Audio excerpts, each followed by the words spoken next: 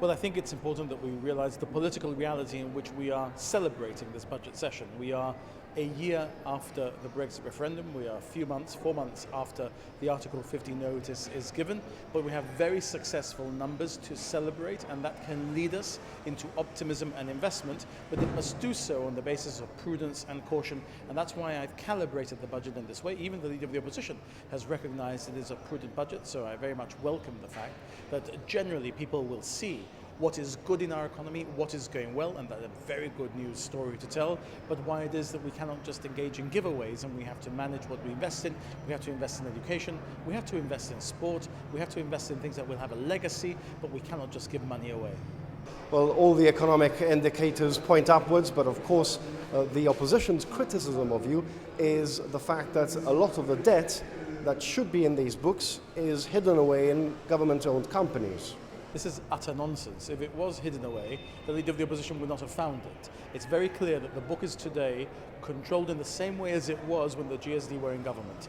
But what the Leader of the Opposition doesn't like is that we have fantastic performance. And I don't claim the credit for that performance. I say I'm the Chief Minister, I set direction of policy with a team in my government, but it's the people in the economy, the professionals in the economy that are making this fantastic result a reality. And we report it in exactly the same way that they reported it, but they don't like that we're reporting surpluses which are higher than the ones they had. You're referring to the tax rebates? Well, the issue of the tax rebates is one that was created by the GSD. Before, you had a number which told you what the net sum was.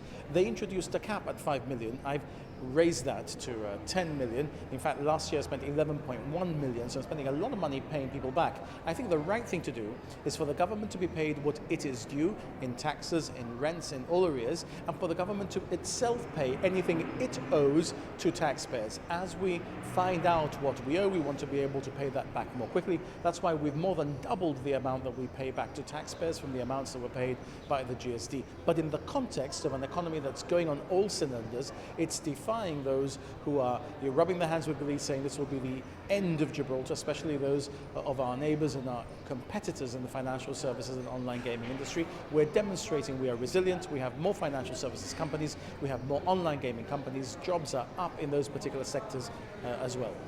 Turning to some of the announcements that you've made, co-education will be brought into comprehensive schools. Can you tell us what sort of timeline there is for this to take place? Well, John Cortes will be making detailed announcements about that, but what I've said is that the aim will be to introduce co-education on the 1st of September 2019 when we move into the new schools that he will be saying more about. Mr. Feetham, the Chief Minister has described this as a prudent and cautious budget. Is that something that you welcome?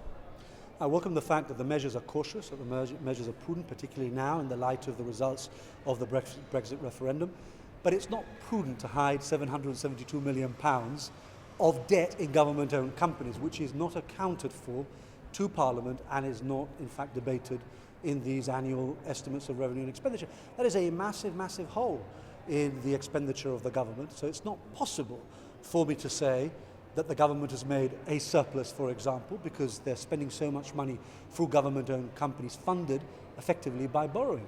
Well, the Chief Minister's argument will be that this is how the books have always been cooked, including when you were a minister in office. No, I don't agree with that. And look, as I said during the course of my debate, my contribution to the debate, when he was Leader of the Opposition and he claimed there were £20 million of debt in government-owned companies, he was telling the people of Gibraltar that you should add that debt to the gross debt of the community and that gave you £500 million. Well, actually, if you add the debt in government-owned companies, which is not 20 million today, it's 772 million, to the gross debt that the government owes directly, that's 1.2 billion pounds.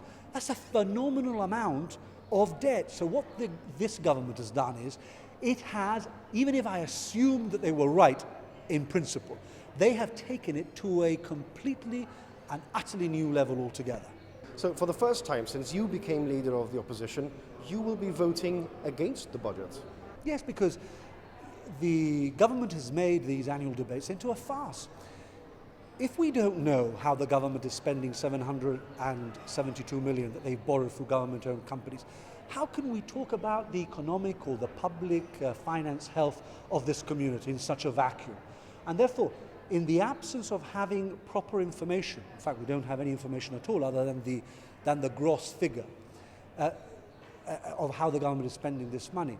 In the absence of that, we just simply cannot vote in favour of the budget this year, and it's the first time in 6 years that we will be doing so.